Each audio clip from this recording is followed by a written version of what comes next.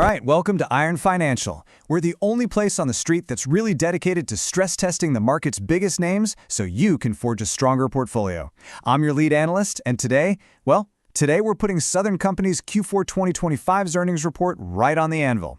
Now, this utility titan just dropped a report that is, frankly, a paradox wrapped in an enigma. And it's got a stock chart that, on the surface, makes absolutely no sense at all. Get this, revenues beat the estimates, but the profits? They fell short. And yet, the stock rallied hard. Now, that is a signal you simply cannot ignore. It means the big money on Wall Street thinks it knows something that isn't in those headlines. And our job, right here, right now, is to find out exactly what that is.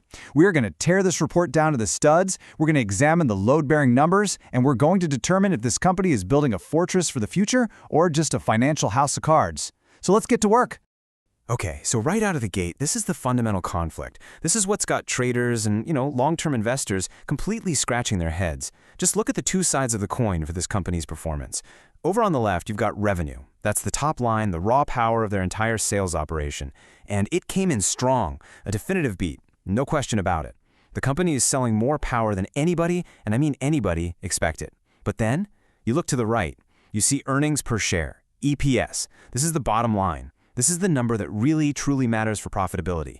And that was a miss. So more money came pouring in the front door, but somehow less of it actually made it to the bank.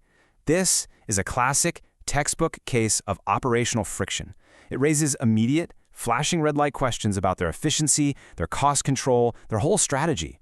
And yet, the market reacted with a massive surge of buying. That tells us the real story isn't in that profit miss. It's buried somewhere deeper, and we're going to find it. Okay, hold on. That's the multi-billion-dollar question, isn't it? And look, as the market skeptic here, my job is to hammer on these numbers until they confess the truth. When I see a company flexing its revenue muscle like this, but completely failing to deliver on the bottom line, alarm bells don't just ring. They start screaming in my ear. And when the stock rallies anyway, those bells just get louder. So what's going on? Is Wall Street seeing some brilliant forward-looking strategy that somehow justifies this short-term pain? Are they pricing in years and years of future growth and they're just willing to forgive a few tough quarters? Or, and this is the scary part, are they just chasing a hot narrative, blindly ignoring the very real cracks that are starting to show in the foundation? Over the next few minutes, we're going to put this entire operation through the iron financial ringer to find the answer. Is this a solid entry point built on steel, or is it a trap just waiting to spring on anyone who doesn't bother to look close enough? Okay, so to get to the truth, we've got a 6-part framework for this whole explainer. First, we're going to fully define these mixed signals the market is trying to figure out. Then, we'll build the bull case, starting with how Southern is forging such a powerful top line. Third, we'll bring in some skepticism and hunt for those cracks in the foundation by digging into the profitability problem. After that, we'll unveil the company's massive $81 billion blueprint for the future. Then, we're going to do what we do best. We will stress test that framework against the real world. And finally, we will deliver the iron financial verdict. Let's do it. All right, let's circle back to that core contradiction, because it's a big one. The report drops, the numbers come out, and it's a total puzzle. Revenue beats, but profits miss. Now, normally, for a stable, kind of boring utility, you'd expect a muted reaction, right? Maybe a slight dip. But that is not what happened, not even close. Instead, what we saw was a powerful 4.35% pop in pre-market trading that launched the stock all the way to $95 a share. Now, for a utility stock, that's not a pop, that's a rocket launch. It's a crystal clear signal that the big money, the institutional players, they read right past that headline earnings miss. This tells us the market is betting on something much, much bigger than one quarter's profit. Our job is to figure out if that bet is actually a smart one. So let's start where the bulls are starting. It makes sense. If you're going to look past the profit miss, you absolutely need an overwhelming, undeniable source of strength somewhere else in the report. For Southern Company, that strength is its revenue engine. And we're not just talking about sales here, we're talking about raw demand, market position, and serious momentum. So we're going to inspect the raw horsepower of this company, the cash it generates from its customers, and see just how well built this machine really is. This is the part of the story that has investors so excited, and we need to understand it inside and out. Now, what's really fascinating here is just the sheer gravity of this number. $6.98 billion. Think about that. That is nearly $7 billion in a single quarter. For a utility company, a business model that is typically defined by slow, steady, predictable, almost boring growth, this is a massive, massive figure. This is pillar number 1 of the bull case. It's a headline number that just screams high demand and incredibly successful market penetration. But, a number this big means absolutely nothing in a vacuum. To understand its true strength, we have to measure it. We have to put it up against expectations and, just as importantly, against its own history. And this chart just brilliantly illustrates how powerful that top line really is. Just look at it. The forecast, what all the Wall Street analysts were expecting, was $6.4 billion. Southern didn't just edge it out, they smashed it. They beat it by over 9%. That is a colossal beat. But what's even more structural, more important to the bull case, is that bar on the far left. A year ago, in Q4 of 2024, they posted $6.3 billion. So this report shows a year-over-year revenue increase of over 10%. For utility, that's not just growth, that's a shockwave. It signals that something fundamental, something deep, has changed in their operating environment. Whoa, hold on. A big revenue number looks fantastic on a slide, I get it, but that's just the shiny exterior. Before I'm sold, I need to know what's actually holding that number up. You know, is this a broad, stable foundation of demand that's coming from thousands and thousands of customers? Or is this whole thing just propped up by one or two temporary factors that could completely vanish next quarter? Is this sustainable, high-quality growth we're seeing, or is it just a short-term sugar high? We need to drill down past the headline number and inspect the actual structural components. Where specifically is all this demand coming from? And that is exactly the right question to be asking. And you know what? This breakdown shows the foundation isn't just solid, it's incredibly broad. Just look at these drivers. First, weather-normalized retail sales are up 1.7%. Now, to put that into perspective for you, that's more than double the growth they saw over the entire last decade combined. It means more people, more households are using more power. Then you've got commercial sales up a really robust 2.8%, which tells you that businesses in their service territory are healthy and they're expanding.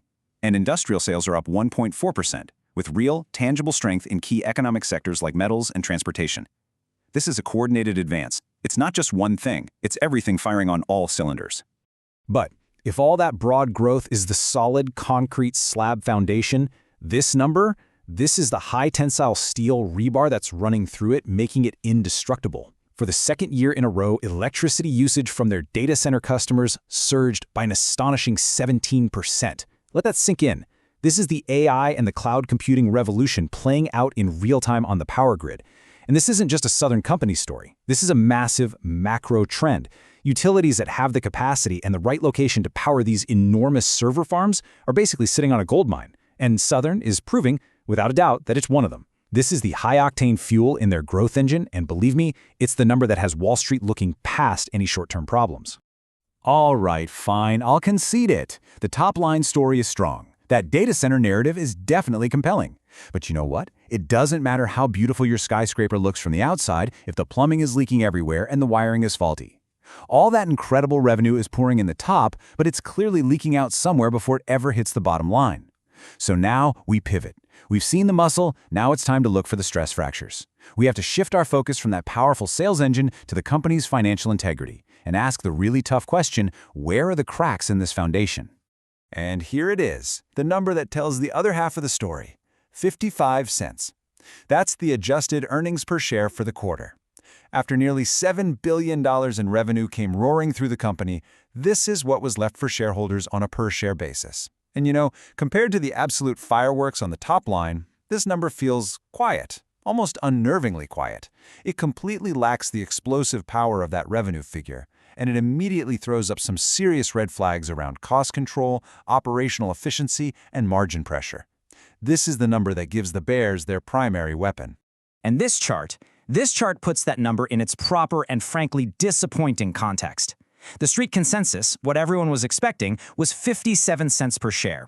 Southern delivered 55, that's a 3.51% miss. Now look, in the high-flying tech world, a miss like that might as well be a rounding error. But in the utilities sector, where the entire investment thesis is built on stability and predictability, any miss is a problem. It signals a real breakdown between what the company is guiding and its operational reality. It's a crack in the financial structure that suggests costs are running hotter, much hotter than management anticipated. And that is a very serious concern. So here's the crucial point. You simply can't have a 9% revenue beat and a 3.5% earnings miss without some kind of major disconnect right in the middle. And that gap is where profitability lives or dies.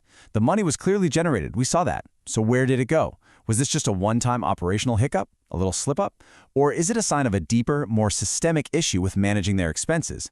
We have to follow the money, go right down the income statement, and find the exact sources of this value leakage. Answering this question is absolutely fundamental to our final verdict. You don't even have to look that hard. The company's own report basically hands us the blueprint of the problem. There are count them, three primary drains where all that profit is leaking out. First, higher non-fuel operations and maintenance, or O&M expenses. You can think of this as the basic day-to-day cost of keeping the lights on for everyone, and it's climbing. Second, higher depreciation and amortization. Now, this is a non-cash charge, but it's really important. It's essentially the accounting cost of their massive power plants and grid infrastructure getting older and losing value over time. And third, and this is a huge factor in this economic environment, higher interest expense. The cost of servicing their massive debt load is going up, plain and simple. These are not small issues. These are persistent, strong headwinds that are actively eroding their margins. And this is exactly where the debate gets really fascinating. The skeptic sees those rising costs as cracks, as clear evidence of decay and inefficiency. But the bull sees them as something else entirely, the necessary and fully planned cost of construction. So now we have to shift the narrative from a single leaky quarter to a massive, long-term building project. The company is arguing that these aren't just uncontrolled costs that are running wild. They are deliberate investments. They aren't just spending money. They're executing a strategic blueprint that's designed for generational growth. And this is the absolutely breathtaking scale of that project. $81 billion. That is their capital investment plan for just the next 5 years. This number completely reframes the entire discussion. Suddenly those higher depreciation and interest costs, they aren't just random headwinds anymore. They are the direct and expected consequences of this massive capital deployment. See, they are building new power plants, they are modernizing the grid, and they are laying the heavy-duty infrastructure that is required to serve that insatiable data center demand we talked about. The argument is really simple. You cannot build a skyscraper without spending a fortune on steel, on concrete, and on labor. This $81 billion is the price tag for their future dominance. And the company's leadership is framing it in exactly those terms. Just listen to the language here from the CEO, Chris Womack. He isn't talking about managing quarterly numbers, not at all. He's talking about a transformative year. He's talking about a year that will propel the business for generations to come. This isn't the language of some manager who's just trying to pinch pennies. No, this is the language of a builder, a visionary, who's telling investors to look past the short-term noise and the dust of construction and see the gleaming skyscraper that he's building. He's asking the market to trade a little bit of short-term pain for decades of future gain.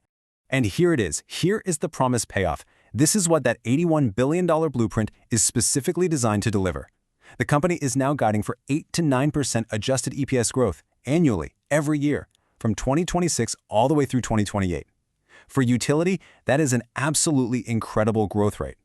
So this guidance directly connects the short-term pain of higher spending to the long-term gain of accelerated earnings.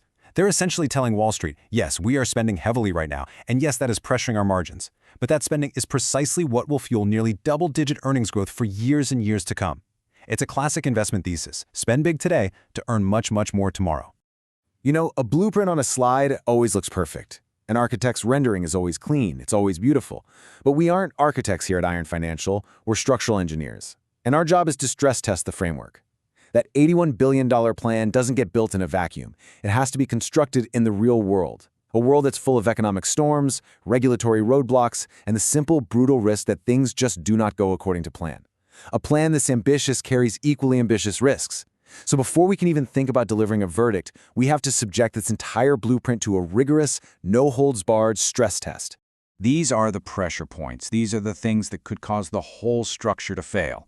First up, you've got macroeconomic headwinds. I mean, what happens if a recession hits and all that broad industrial and commercial demand we saw earlier just evaporates? Second, regulatory hurdles. Utilities are monopolies, let's not forget, and they are governed by state commissions that have to approve their projects and their rate hikes. A tough regulatory environment, especially in a key state like Georgia, could delay or even kill their most important plans. Third, and maybe the biggest risk of all, is pure execution risk. An $81 billion capital plan is monstrously complex.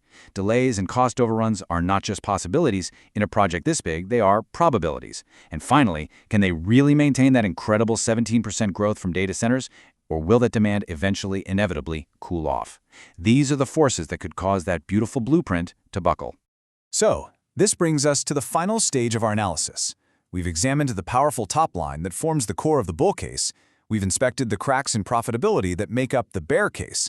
We've reviewed the company's ambitious blueprint for the future, and we've identified the very real risks that threaten its construction. Now, it's time. It's time to put all the pieces together on the scales. We will weigh the strength of the structure against the potential points of failure, and we will deliver our final verdict. Okay, let's lay it all out. The bull versus the bear. The bull case, my case, is built on 4 pillars of solid steel. First, you have a powerful revenue engine, one that's demolishing expectations and growing at a 10% clip year over year. Second, there's explosive data center demand. That 17% surge plugs Southern directly into the AI boom for the foreseeable future. Third, there's a clear $81 billion growth blueprint. This isn't wishful thinking. They're actively building their future right now. And fourth, that blueprint comes with confident guidance of 8 to 9% EPS growth, a clear, tangible reward for today's investment. But listen, those pillars are under a lot of pressure. The bear case is strong, and the structure is feeling the strain from 4 different directions. You have rising operational costs, O&M, depreciation, and interest that are actively eating into profits as we speak. You have significant regulatory uncertainty that could stall their most critical growth projects dead in their tracks. You have massive execution risk on that $81 billion plan. A project of that scale is incredibly difficult to deliver on time and on budget. And finally, you have the persistent threat of a macroeconomic downturn that could undermine the very customer demand that fuels this entire story. So, here we are. We end right back where we started, wrestling with that central question.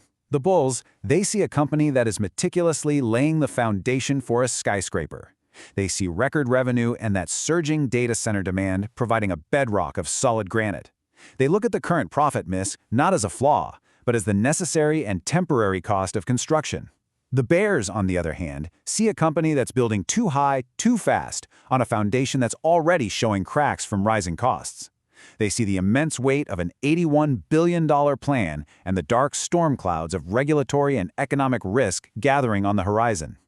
Ultimately, the question for you, the investor, is this. Do you believe the strength of their revenue engine and the promise of their long-term blueprint are enough to withstand the very real pressures we've identified? Is the foundation strong enough to support the skyscraper they're building? Or will the weight of the risks cause it all to crumble? That is the calculation you have to make. That's our analysis. Now, it's your move. Quick disclaimer, everything I share is for entertainment and informational purposes only. I'm not a financial advisor, so please do your own research or talk to a professional before making any moves with your money.